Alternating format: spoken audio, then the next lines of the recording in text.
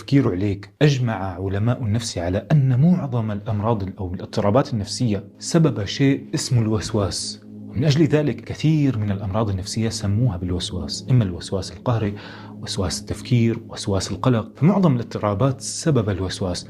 إيش هو الوسواس؟ هو الفكرة السلبية أو السيئة في الحديث الداخلي اللي بيصير داخل الإنسان. الفكرة السلبية لما تدخل جوا الإنسان إيش بيكون سببها؟ كثير ناس بتفكر إنه وجود الشيطان في حياتنا فقط مشان يخلينا نرتكب خطأ وإنه نحن نرتكب ذنب. لكن الشيء اللي ما بنعرفه إنه أهم مهام الشيطان في حياة أي إنسان هو أنه يحزنك، هو أنه يدخلك بحالة من عدم السعادة، حالة من اليأس وعدم الشعور بما يحيط فيك من نعم. وهالكلام بعد ما العلماء اكتشفوه في آخر 100 سنة، بدأ يقولوا أنه أهم أسباب الاضطرابات والأمراض النفسية الوسواس اللي بيجي من خلال حديث أو تفكير سيء أو محزن أو مقلق بيصيب الإنسان. طب لو رجعنا 1400 سنة، الحديث الداخلي اللي بيصير معنا الله تعالى أطلق عليه اسم النجوى. الله تعالى يقول إنما النجوى من الشيطان ليحزن الذين آمنوا. فمن أهم مهام الشيطان سعيه لأنه يخليك حزين في حياتك، بيسعى أنه يخليك ما تشوف أنه رب العالمين رزقك بفرع دراسة